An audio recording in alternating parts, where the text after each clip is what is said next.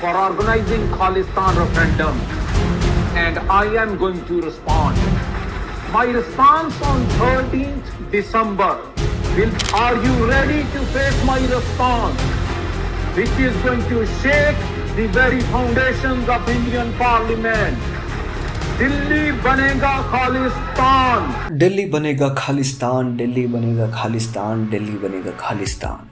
ಭಾರತದ ಸಂಸತ್ತಿನ ಅಡಿಪಾಯವನ್ನು ನಡಗಿಸುವಂತಹ ದಾಳಿಯನ್ನು ಡಿಸೆಂಬರ್ 13ರಂದು ಮಾಡ್ತೇವೆ ಅಂತ ಹೇಳ್ತಿರೋರು ಗುರು ಪಟ್ವಾನ್ ಸಿಂಗ್ ಪನ್ನು. ಎಲ್ರಿಗೂ ನಮಸ್ಕಾರ. ನೀವು ನೋಡ್ತಾರೆ ಎಕ್ಸ್ಪ್ಲೋರ್ ದ ಅನ್ನೋನ್ ಚಾನಲ್. ಈ ಗುರು ಪಟ್ವಾನ್ ಸಿಂಗ್ ಪನ್ನು ಖಾಲಿಸ್ತಾನಿನ ಈಗಿನ ಕಮಾಂಡರ್. ಫ್ರೀ ಪ್ರೆಸ್ ಜರ್ನಲ್ ಮತ್ತು ಎಕನಾಮಿಕ್ ಟೈಮ್ಸ್ ರಿಲೀಸ್ ಮಾಡಿದ ಜರ್ನಲ್ನ ಆಧಾರದ ಮೇಲೆ ಈ ಪನ್ನು ಡೆಲ್ಲಿಯ ಸಂಸತ್ತಿನ ಮೇಲೆ ದಾಳಿ ಮಾಡ್ತೀನಿ ಅಂತ ಬೆದರಿಕೆ ಮಾಡ್ತಿದ್ದಾನೆ. ಅದರಲ್ಲೂ 2001ರ ಅಟ್ಯಾಕ್ನ ಮಾಸ್ಟರ್ ಮೈಂಡ್ ಆದಂತಹ ಅಫ್ಜಲ್ ಗುರು ಫೋಟೋವನ್ನು ಇಟ್ಕೊಂಡು ಈ ಹೇಳಿಕೆಯನ್ನು ಕೊಡ್ತಿದ್ದಾನೆ. ಈ ಡಿಸೆಂಬರ್ 13 ಯಾಕೆ? ಡಿಸೆಂಬರ್ 13 ನಮ್ಮ ಪಾರ್ಲಿಮೆಂಟ್ನಲ್ಲಿ ಒಂದು ಸೆಷನ್ ಇದೆ. ಆ ದಿನ ಅಲ್ಲಿ ಮೋದಿಜಿಯವರು, ರಾಜನಾಥ್ ಸಿಂಗ್ ರವರು, ರಾಹುಲ್ ಗಾಂಧಿಯವರು ಸ್ಪೀಕರ್ ಮತ್ತು ಇನ್ನು ಬೇರೆ ಬೇರೆ ಪಾರ್ಟಿ ಮೆಂಬರ್ಸ್ ಸೆಷನ್ನಲ್ಲಿ ಭಾಗವಹಿಸ್ತಾರೆ. ಇಂಥ ಟೈಮ್ನಲ್ಲೇ ಅಟ್ಯಾಕ್ ಮಾಡ್ತೀನಿ ಅಂತ ಹೇಳಿಕೆ ಕೊಡ್ತಿದ್ದಾನಲ್ಲ, ಈ ಮನುಷ್ಯನ ನಾವು ಉಗ್ರವಾದಿ ಅಂತ ಹೇಳಬೇಕಾ ಬೇಡವಾ ನೀವೇ ಹೇಳಿ. ಅಂಥ ಮನುಷ್ಯನ ಕಾಪಾಡೋಕ್ಕೆ ಹೊರಟಿದೆ ಅಮೇರಿಕಾ. ಇದೇ ಅಮೇರಿಕಾ ಟ್ವಿನ್ ಟವರ್ಸ್ ಮೇಲೆ ಅಟ್ಯಾಕ್ ಮಾಡಿದ್ದಕ್ಕೆ ಬಿನ್ ಲಾಡೆನ್ ಅಂತ ಒಬ್ಬ ಮನುಷ್ಯನಿಗೋಸ್ಕರ ಆಫ್ಘಾನಿಸ್ತಾನ 20 ವರ್ಷ ಬೋರ್ಡರ್ ಸಮೇತ ನಾಶ ಮಾಡಿತು. ಅಕಸ್ಮಾತ್ ಪನ್ನು ನಮ್ಮ ಪಾರ್ಲಿಮೆಂಟ್ ಮೇಲೆ ಅಟ್ಯಾಕ್ ಮಾಡಿದರೆ ಅದಕ್ಕೆ ಅಮೇರಿಕಾ ಜವಾಬ್ದಾರಿ ತಗೊಳ್ಳುತ್ತಾ? ಡಿಸೆಂಬರ್ 13 ಅಂತ ಹೇಳೋಕೆ ಒಂದು ಕಾರಣ ಇದೆ. ಯಾಕಂದರೆ ಇದೇ ಡಿಸೆಂಬರ್ 13 22 ವರ್ಷಗಳ ಹಿಂದೆ 2001ರಲ್ಲಿ ಅಫ್ಜಲ್ ಗುರು, ಲಷ್ಕರ್ ಇ ತೊಯ್ಬಾದ ಸಂಸ್ಥೆಯ ಕಮಾಂಡರ್ ಆಗಿದ್ದಂಥ ಅಫ್ಜಲ್ ಗುರು ಅಟ್ಯಾಕ್ ಮಾಡಿದ್ದ. ಅದಕ್ಕೆ ಪಾಕಿಸ್ತಾನ ISI ಫಂಡ್ ಮಾಡಿತ್ತು. ಈಗ ಅದೇ ISI ಖಾಲಿಸ್ತಾನ್ಗೆ ಕೂಡ ಫಂಡ್ ಮಾಡ್ತಿದೆಯಾ? ರೀಸೆಂಟಾಗಿ ನ್ಯೂಸ್ ನೋಡಿದ್ರೆ ಲಷ್ಕರ್ ಇ ತೊಯ್ಬಾ ಕಮಾಂಡರ್ ಸೈಯದ್ ಮೀರ್ 26/11 ಅಟ್ಯಾಕ್ನ ಮಾಸ್ಟರ್ ಮೈಂಡ್, ಅವನಿಗೆ ಯಾರೋ ವಿಷ ಪ್ರಯೋಗ ಮಾಡಿದ್ದಾರೆ ಅಂತ ಬಂದಿದೆ. ಆ ದಿನ ಮುಂಬೈ ಅಟ್ಯಾಕ್ ಟೈಮಲ್ಲಿ ಅಜ್ಮಲ್ ಕಸಬ್ ಮತ್ತು ಟೀಮ್ಗೆ ಫೋನ್ನಲ್ಲಿ ಡೈರೆಕ್ಷನ್ಸ್ ಮತ್ತು ಸ್ಟ್ರಾಟಜಿ ಕೊಟ್ಟಿದ್ದೇ ಸಾಜಿದ್ ಮೀರ್. ಈ ಸಾಜಿದ್ ಮೀರ್ ಪ್ಲಾಸ್ಟಿಕ್ ಸರ್ಜರಿ ಮಾಡಿಸ್ಕೊಂಡಿದ್ದಾನೆ.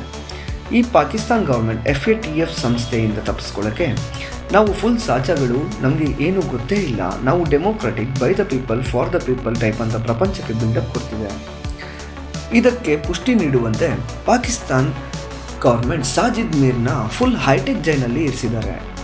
ಇವನಿಗೆ ವಿಷ ಪ್ರಯೋಗ ಮಾಡಿಸಿದ್ದು ಇಂಡಿಯಾದ ಆಲ್ಫಾ ಏಜೆಂಟ್ ಆದಂಥ ಹಾಜಿದ್ ದೋವಲ್ ಅಥವಾ ನಮ್ಮ ರಾ ಏಜೆಂಟ್ಗಳ ಕೈವಾಡ ಇದೆ ಅಂತ ಪಾಕಿಸ್ತಾನ್ ಆರೋಪಿಸ್ತಿದೆ.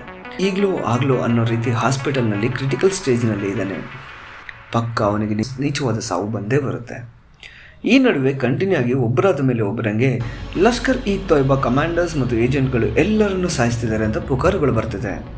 ಆದರೆ ಇವು ಪುಕಾರುಗಳೇನೆಲ್ಲ ನಮ್ಮ NSA ಅಡ್ವೈಸರ್ ಅಜಿತ್ ದೋವಲ್ ಮಾಡಿಸಿದ್ದಾರೆ ಅಂತ ಅಮೆರಿಕದವರು ಆರೋಪ ಮಾಡ್ತಿದ್ದಾರೆ.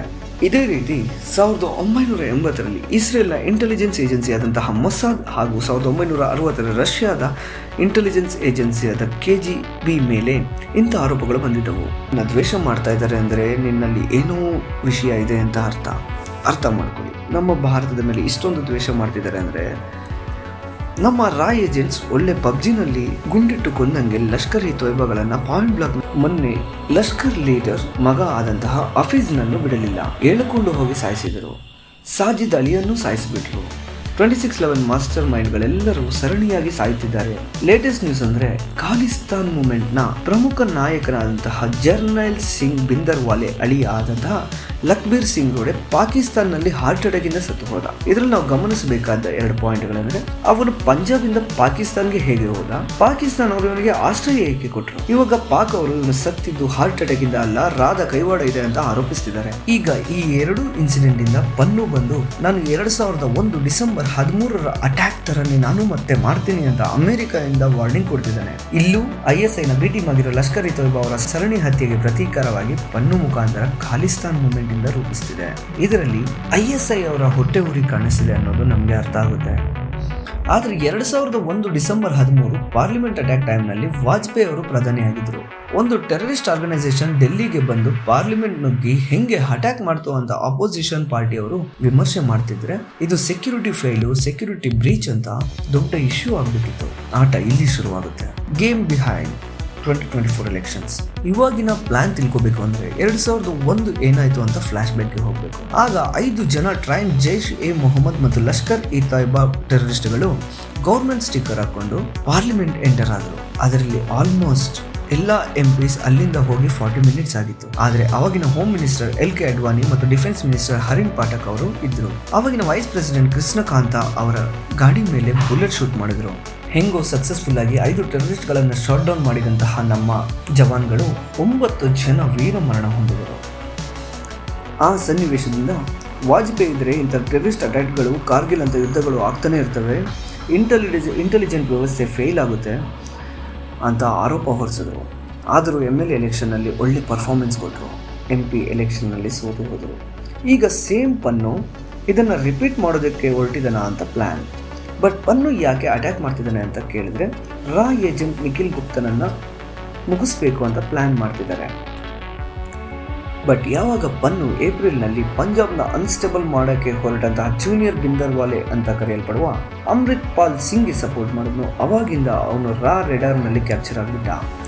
ಮೇನಲ್ಲಿ ನಿಖಿಲ್ ಗುಪ್ತಾ ಒಬ್ಬ ಗೌರ್ಮೆಂಟ್ ಅಫಿಷಿಯಲ್ನ ಮೀಟ್ ಆದ. ನಿಖಿಲ್ ಗುಪ್ತಾ ಇಂದ ಪನ್ನುನ ಹೊಡೆಯೋಕ್ಕೆ ಡೀಲ್ ಸೆಟ್ ಆಯಿತು.